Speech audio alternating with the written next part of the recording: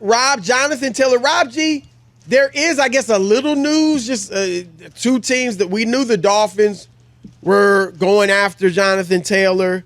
And who was the other team that was going after him? The other team was the Green Bay Packers. Yeah, which is, that's strange. Obviously, they got a nice running back room already with Aaron Jones and A.J. Dillon. But I think financially, maybe they're trying to get off Jones and just have Taylor. But whatever the case, so that news came out, Rob, and also that Jim Irsay was asking for Jalen Waddle or a first-round pick from the Miami Dolphins. Obviously, they didn't do it. And one thing you and I agree on, Rob, and yesterday we were arguing about, we didn't even get to a topic. We were just arguing about Irsay's comments. But one thing we agree on is that running backs got it bad, relatively speaking, in the NFL. It just, the life of a running back is shorter than your typical player. And many times they chew up your best years before you even get off your rookie deal. And so what it's led to, Rob, is you're really, and Jonathan Taylor's in this position, is not making much of a difference, but you're really, in some ways, better off getting drafted in the second round than the first because you hit free agency earlier and you don't rack up as many miles and hits and all that. But, of course, you get a little less money out of the gate. But anyway, I think, Rob, as upset as he is, and understandably so, Jonathan Taylor really has no choice, if he's healthy, but to play this year for the Indianapolis Colts. Because if he doesn't play, it's not like, he becomes a free agent next summer. He won't become a free agent. Like his contract, if he's on the PUP list now, he missed the first 4 games. If he's deemed healthy and able to play and just chooses not to, then what happens is next year he's still under contract. The contract just tolls and goes over to next year, and he doesn't become a free agent. And so that being the case, I think he has no choice but whenever he's healthy to go out there, play, and the benefit is he can hopefully, have a great year, establish his value. And Rob, the way it looks, the way they're treating these running backs, even if he gets franchise tagged, for that might be like he probably won't get the $10 million he would get on the franchise tag on the open market. And so I think what he's got to do is come back, play the best he can. Hopefully he has a great year. And then either he hits the market as a free agent and he's shown these teams that, hey, my ankle's not a problem. I'm healthy. Come get me.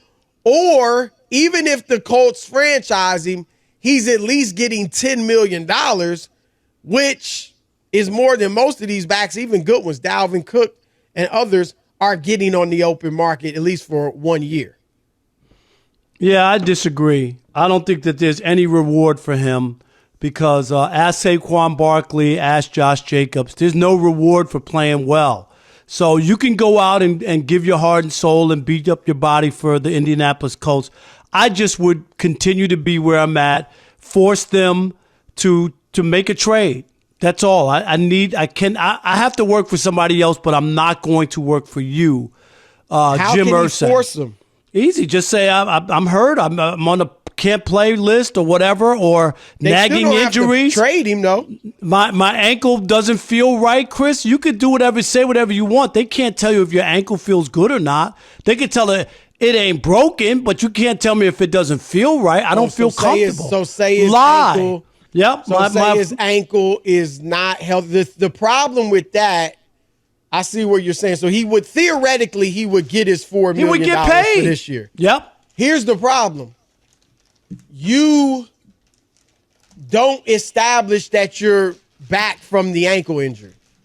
And and the other teams on the market might be like, they might think you're damaged goods. They might be like, well, last time we saw him, he wasn't the same guy that 2 years ago led the league in rushing. where is he now? And the offers would be, to me, I think the offers will be lower than he could get on the franchise tag if Indianapolis franchised him. That's fine. I just wouldn't want to work for Jim Irsay. There's a fundamental or principled thing that I would have to deal with. And we talk about all the time. For some people, it's just the money, and that's fine. But in this situation, I just don't want to help the Colts. I don't want to help Jim Irsay win. He's fully told me what he thinks about me and my value, which is fine. That's his prerogative. But I would rather go somewhere else. And maybe there's a guy who's fair, who's willing to pay. And all you got to do is pass your physical, get out on the field, and get back. You have one less year, Chris, of having your body beat up.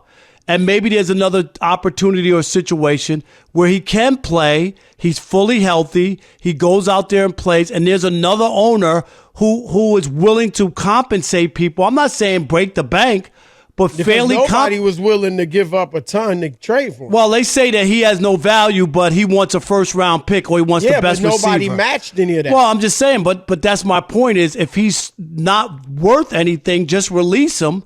But he has value.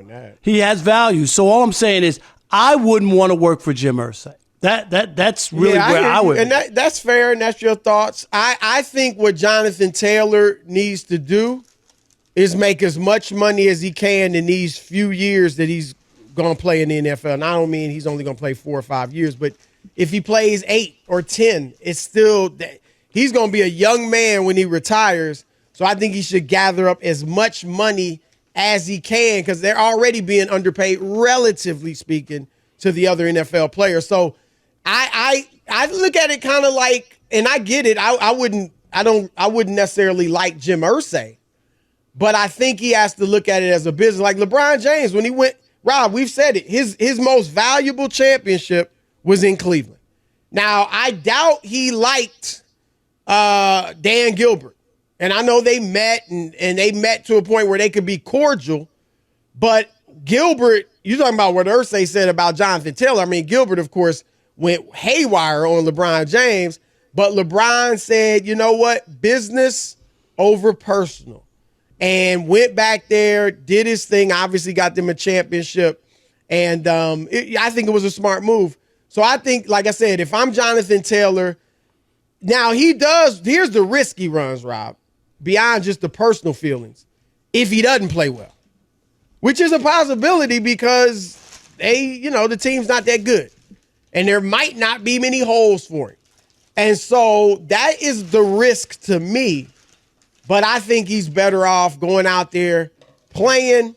If he plays well, maybe gets franchised, he gets more money, or maybe, if he doesn't get franchised, somebody can offer him a bigger deal on the free agent market, but he establishes that he's back from that ankle injury.